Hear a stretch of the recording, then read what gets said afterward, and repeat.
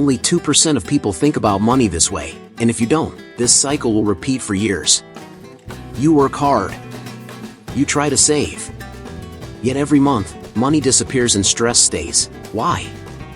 Bills show up, small expenses pile up, and you check your bank app already tense, hoping the number didn't drop too much. Here's the uncomfortable truth: it's not your income. It's not laziness. It's how you think about money in small, automatic moments, the ones you barely notice. Most people follow advice that sounds smart but never changes behavior. The top 2% don't. They see money, time, and decisions through a completely different lens, and that's why progress feels calm, not stressful. Once you understand the shift, money stops feeling heavy and starts making sense. Stay with me. The first idea is the one keeping most people stuck, even when they believe they're doing everything right. You don't build real wealth by obsessing over big paydays only, you build it by noticing the quiet leaks. The people in the top 2% watch those $5 to $20 purchases like a hawk, because they understand financial psychology.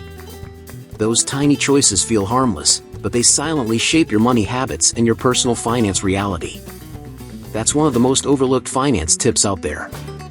Think about it like this: grabbing coffee every morning, random app subscriptions, late night food orders. None of that screams I'm broke, but together it's a different story. In movies like The Social Network, you see how discipline and attention to detail compound over time, not flashy moments. That same mindset applies to financial education and learning how to make money intentionally. A practical move you can apply today is tracking every small expense for 7 days. No excuses. Use a simple notes app or something like Mint or an app, and write it down the moment you spend it. Most people feel resistance here, but awareness is the gateway to a stronger money mindset. Studies show people who track daily expenses save up to 15% more without increasing income. This isn't about guilt or deprivation, it's about clarity and control. When you spot patterns, you naturally cut what doesn't add value and redirect cash toward things that matter. That could mean investing in books like The Psychology of Money by Morgan Housel or Rich Dad Poor Dad for deeper financial education. Small tracking habits today quietly fund bigger opportunities tomorrow. Once you start respecting small money, your perspective shifts fast. You stop asking "where did my money go?" and start asking smarter questions about how each choice serves you. And in the next step, you'll see how wealthy thinkers take this awareness even further by questioning something most people never stop to consider: the true value of their time. People in the top 2% don't wake up asking, "How can I save a few bucks today?" They ask something way sharper: "What's the ROI of my time right now?" That single question rewires their financial psychology and upgrades their money mindset fast. Time is treated like capital, not something to kill scrolling feeds or chasing noise disguised as opportunity. That's a core personal finance shift most people never make. You see this mindset clearly in shows like Suits, where characters obsess over leverage and outcomes, not just effort. The smartest players don't work more hours, they choose higher impact moves. In real life, that means spending an hour learning a high-income skill instead of binge-watching random content. Finance tips that work long-term always start with protecting how your time is spent. A simple way to apply this is doing a daily time audit for 1 week. Write down how you spend each hour and ask if it moves you closer to learning how to make money or just keeps you busy. For example, swapping 30 minutes of social media for a podcast on financial education or a course on communication can pay off for years. Research shows people who invest in skill building earn up to 2x more over a decade. This is also why the 2% prioritize reading and learning over shortcuts. Books like Deep Work by Cal Newport or Atomic Habits by James Clear teach you how habits compound, not just money. When your habits align with growth, income tends to follow naturally. You're no longer busy, you're intentional. Once you see time as your most valuable asset, spending decisions start to feel different. You hesitate before trading hours for things that don't serve your future self. And that awareness naturally sets the stage for the next move, where emotional spending loses its grip and discipline starts doing the heavy lifting. The 2% understand something most people learn the hard way: emotions are expensive. That's why one of their strongest money habits is the 24-hour rule for non-essential purchases. Instead of asking, "Can I afford this?" they pause and ask if it still makes sense tomorrow. This small delay alone can reshape personal finance decisions and protect your money mindset. You've seen this play out in movies like The Wolf of Wall Street, where impulse and adrenaline drive reckless choices. In real life, it's not yachts or stocks, it's shoes, gadgets, and online deals that expire tonight. Financial psychology shows that emotional spending spikes dopamine, but regret usually follows within days.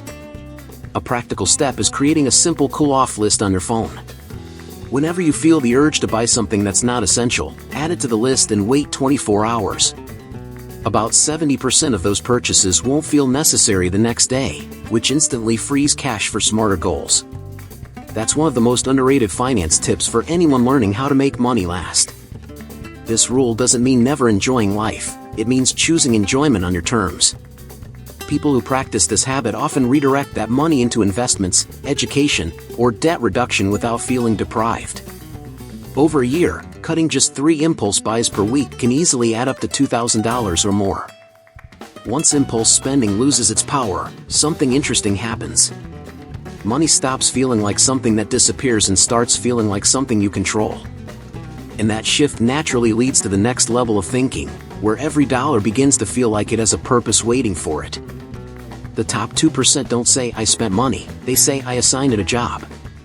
That mindset alone separates survival thinking from real wealth thinking. Every dollar is treated like an employee that must either grow, protect, or improve their life. This is where financial psychology meets disciplined money habits in a very practical way. You can see this logic in films like Moneyball, where success comes from assigning each player a specific role instead of chasing stars. In personal finance, it's the same deal. Rent keeps you stable, investments grow future income, and education increases earning power. When a dollar has no job, it usually quits on you without notice.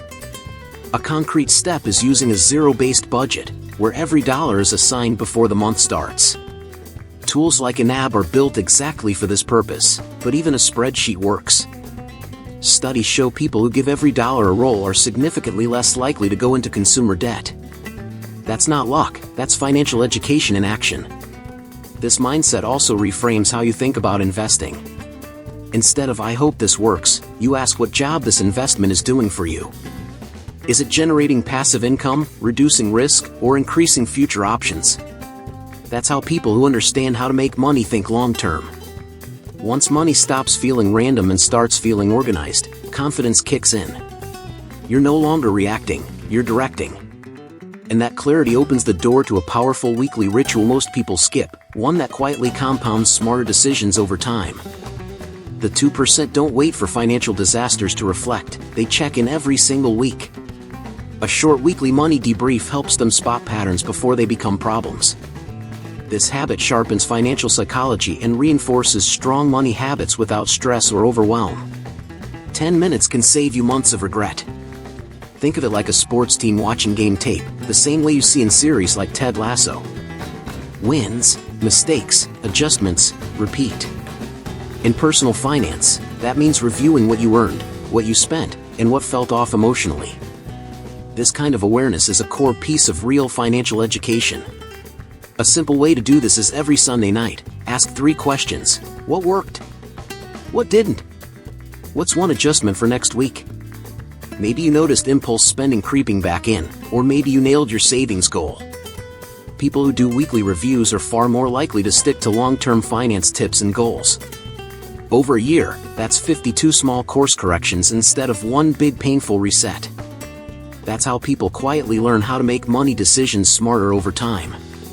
No drama, no shame, just data and honesty.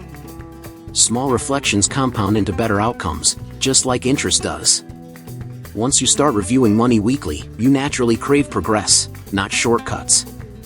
And that sets up the next mindset shift, where the focus moves away from hacks and towards something far more powerful and reliable in the long run. The top 2% aren't obsessed with shortcuts, trends, or overnight wins. They invest in skills because skills compound longer than any hack ever could. That's a major shift in financial psychology and one of the most overlooked finance tips people ignore. Skills don't disappear when markets change, platforms crash, or algorithms shift. You see this clearly in movies like The Pursuit of Happiness. The breakthrough didn't come from a trick, it came from mastering communication, persistence, and problem solving. In real life, learning skills like sales, writing, data analysis, or creative thinking directly impacts how to make money long-term. These abilities raise your income ceiling permanently. A practical move is choosing one high-leverage skill and committing 30 to 60 minutes a day for 90 days. For example, learning persuasive communication through books like Influence by Robert Cialdini or improving financial literacy with The Simple Path to Wealth by J.L. Collins. Research shows skill-based income earners outperform job-only earners over time, especially in unstable economies. This is also why wealthy thinkers don't panic during downturns. When you have skills, you can pivot, adapt, and create value anywhere. That confidence strengthens your money mindset and protects your personal finance decisions under pressure. Skills turn uncertainty into opportunity. Once skills become your foundation, something subtle but powerful happens. You stop feeling desperate for the next win and start trusting your ability to create one. And that inner stability leads directly into the final mindset shift, where clarity comes not from more money, but from something even deeper. The top 2% understand that clarity beats hustle every time. They practice gratitude not as a feel-good exercise, but as a discipline that sharpens focus in decision-making. This principle, deeply rooted in financial psychology, keeps their money mindset grounded and resilient. When your mind isn't scattered by envy or fear, your personal finance choices get cleaner. You see this idea reflected in films like Rocky, where progress comes from honoring small wins and staying mentally steady under pressure. In real life, gratitude trains you to notice what's already working instead of obsessing over what's missing. That mental stability directly affects habits around spending, saving, and learning how to make money sustainably. A practical habit is writing down 3 things each morning: one resource you already have, one skill you're improving, and one financial win, no matter how small. This aligns with the biblical principle, be faithful in little, without preaching or pressure. Studies show gratitude practices reduce impulsive decisions and improve long-term goal commitment by over 20%. Gratitude also protects you from comparison, which is one of the biggest destroyers of smart money habits. When you're content but ambitious, you stop making emotional moves to catch up with others. That balance strengthens financial education and keeps your decisions intentional, not reactive. When gratitude clears the mental noise, you're finally able to connect money with purpose instead of stress. And that's where everything you've learned so far starts to lock together, setting the stage for a bigger picture that most people never see coming. Remember how overwhelming it felt to watch money come in and disappear just as fast? That quiet stress, the second guessing, the feeling that you're always one step behind. Now you can see what was really missing all along: clarity, structure, and the right money habits guiding your decisions. You're no longer guessing. You're starting to think like the 2% who use financial psychology and intentional personal finance to stay in control. Here's the key part most people skip: none of this works if you don't apply it. Tracking small money, valuing your time, delaying impulse buys, assigning every dollar a job, reviewing weekly, building skills, and staying grounded mentally. These aren't just finance tips, they're a system. If this is already shifting how you think, hit that subscribe button and turn on notifications now so you don't miss strategies that can transform your relationship with money. Now ask yourself this honestly: what changes if you keep doing what you've always done? And what changes if you commit to a stronger money mindset starting today? If you're ready to go deeper and want a clear path on how to make money smarter, reduce stress, and build balance, there's a next step waiting for you. I put together a practical guide called Holistic Health: Nourish Your Mind, Balance Your Finances, Transform Your Life. Inside, you'll learn exactly how to eliminate debt strategically, create passive income streams, strengthen daily money habits, and stay mentally clear under financial pressure. Click the link in the pinned comment now and start transforming your finances today. It's your time.